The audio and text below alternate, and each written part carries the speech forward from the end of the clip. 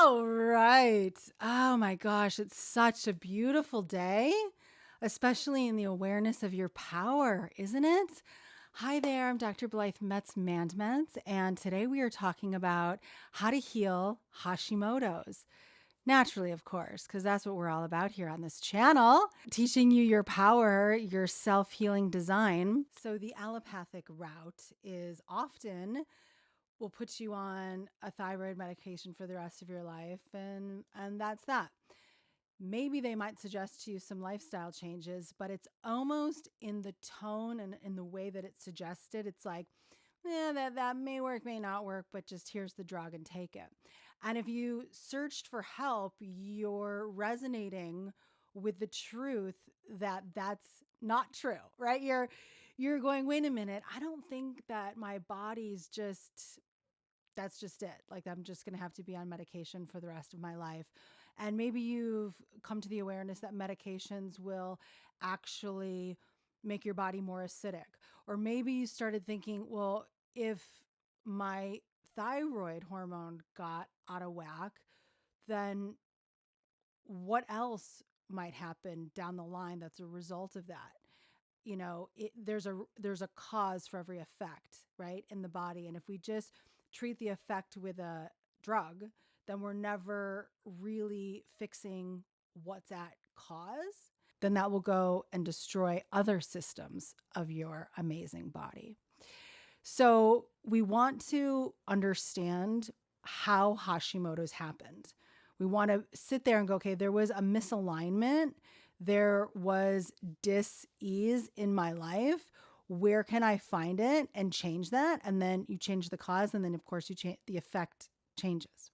And I've seen this with many of my clients. What I've seen with people that come to me with Hashimoto's is there's a daily alcohol habit or a daily sugar habit that's in excess of, what typically can be, like, okay, typically someone could have maybe 25 grams of sugar a day. Someone might be able to have that and be totally healthy and fine. And that's great. Some people, no grams of sugar outside of fruit sugar. I'm not talking about fruit. I'm talking about extra sugar outside of fruit sugar. And when I say fruit, I'm talking about the whole fruit.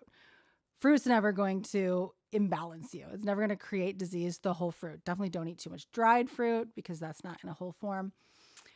My point is too much sugar, a daily sugar habit, and a daily alcohol habit throws all your hormones out of balance. But the thyroid can be particularly sensitive to that. So you have to ask yourself, okay, why am I going to alcohol? Why am I going to sugar? What am I trying to silence? What am I trying to not feel? What am I trying to ignore? What's coming up that I can't handle? What's coming up that I don't want to look at? Why am I going to sugar? Why am I going to alcohol?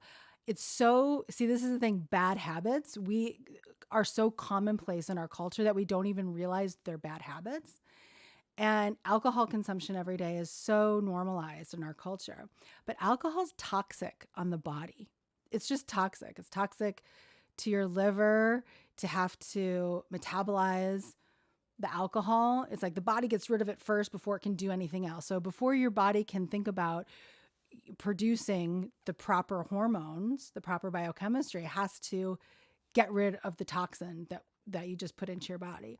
And a lot of people just casually have 2 or 3 glasses of wine a night without realizing the real impact of that until, all of a sudden there's lethargy and all the symptoms of the thyroid imbalance. And then they get the diagnosis and then they get on drugs and then they feel like shit and then they gain weight or lose weight, or there's this cascade of things that happen when we don't actually go, whoa, let's recognize that you can always be in balance. You can always go back to homeostasis because the blueprint that your body is, first of all, you are a God technology. You have a self-healing design that has a schema, a blueprint of the perfection that it's designed to be. So you always have access to that. But how did we misalign? So alcohol and sugar is a big one. but also our emotional well-being. If you're like low grade stress, like worried about everything, or you're dealing with unforgiveness, you're dealing with resentment and feeling like a victim to something, all of that creates biochemistry in the system that can then have the result of a thyroid imbalance. Our thyroid is so sensitive. Our biochemical symphony is exacting. And when we throw in the mix alcohol every day, I mean, yeah, once in a while, have some champagne, fine, or whatever. Maybe once a week have a drink. See, the thing is, we've normalized it so much that some people even think like, no, there's the Blue Zones book that's like red wine. If you have a glass of wine every day, that's gonna help you live 100 years, and maybe a glass, maybe. Because of the social aspect in that book, what they're referring to is those people have wine socially, and maybe it's the social aspect that helps them live longer, or maybe it's just the love and appreciation for life. We don't really know, but what we do know is that alcohol is a toxin to the body, and that our hormones, all of them, are very affected by it. So just deciding to love yourself more than a bad habit is really healing. Just making the decision, I love myself more than having this bad habit, and looking at the habit and saying, what's behind the habit and how can I heal there? How can I love myself enough to look at what I don't want to look at? It's really the doorway into your most vital, amazing self, because we're designed to thrive. We're not designed to be inept with disease that require us to take medication for the rest of your life. That is so not the model. That is a capitalistic model of industrial medicine. I mean, that's like, let's give you a product that's going to make you always need the product, because the product is going to create more acidity in the body, which will lead to greater degeneration, which will lead to you needing more of these products and services that we can offer you. So that is industrial medicine, when really your body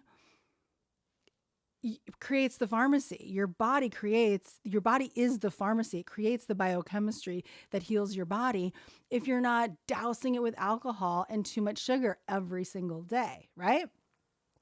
And if you're not in the energy of resentment and stress and rush and worry and victimhood, and all of those register in the body as fight or flight.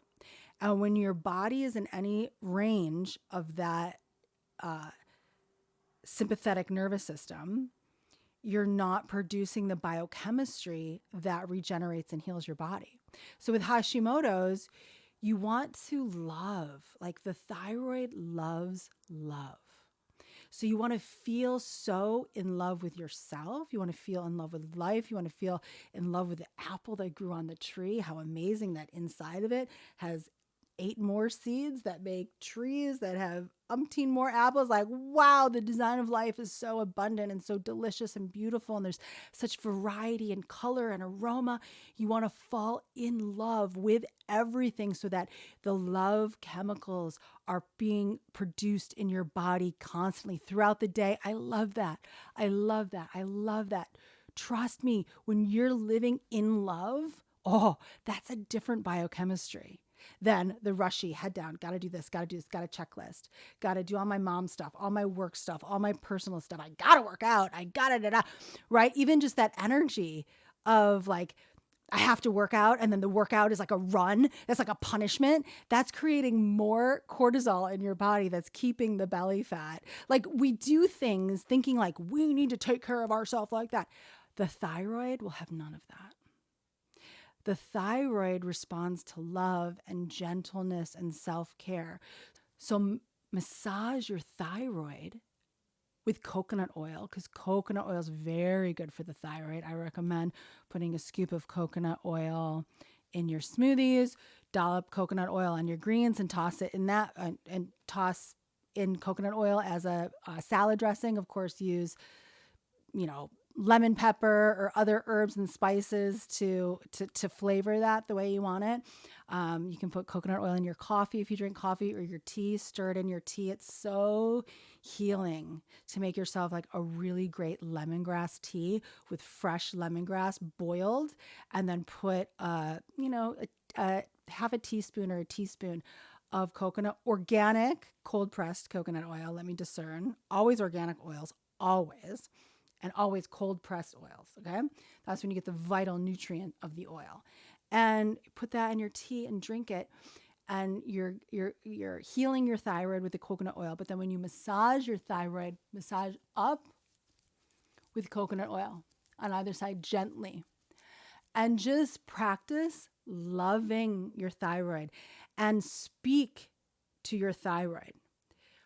Our body responds to our conscious command. Our body responds because we're observing. In quantum physics, we can now see with science how the observation of something collapses a wave function into the reality of the thing observed, right? We've proven in science the observer effect, right? So in this sense, we use the observer effect to observe our thyroid as healthy and well. And you say, thank you, thyroid. I love you, thyroid. You're healthy and well, thyroid. Oh yeah, I feel energized. I feel aligned. I feel balanced. I feel healthy. And just thank it. And you know what? If you're in a state, if right now you're like irritated by me saying that because you so don't feel any of those things, I get that. But what we must do is connect to the version of ourselves that does. But also, if you're not there yet, just practice loving your thyroid. Just practice saying thank you. Because the truth about any diagnosis is that it's an opportunity for you to learn your self-healing design. And when you learn your self-healing design, life opens way up for you. You don't have to be scared of a diagnosis. You don't have to go down the icky path of allopathic medicine that always wants to drug you or cut something out or off or scare you by like, you need to get all these tests. I got a message from my kid's dentist the other day about wanting them to come in for dental cancer screening. I'm like, that's what medicine does. It's like, we can just test for everything now. So now we're just going to test everything. And it creates fear in people. It creates the idea of like, oh, I didn't know that I could get dental cancer. Now it's like an awareness, and now the observer effect is working in a way that we don't like, right? The body is designed to heal itself. Know that. When you know that and you live from that and you love yourself in that way, then you heal. So to wrap up and concise, alcohol and sugar are not a part of a healing plan for Hashimoto's. So if you really want to heal your Hashimoto's, look underneath the desire for that and let's heal that. And if you need help with that, please reach out to me. There's a link in the description. I'm happy to help you with that. Second, make sure that you're living from love and with love, that you forgive everything and that you keep in the biochemistry of love so that your parasympathetic nervous system is what's dominant in your life experience, and you heal when your parasympathetic nervous system dominates, because that's the rest, digest, heal biochemistry in the body. Yes, this is such good news. You can heal, and you will. So of course, make sure you're eating and drinking your greens, breathing, doing all the things that you already know to take care of your body temple. But those two pieces will reverse your Hashimoto's in most cases. Dare I say it? It's like you're not allowed to say things like that because we can't let people know that they can really heal, right? I'm here to help you. That's what I do. Until next time.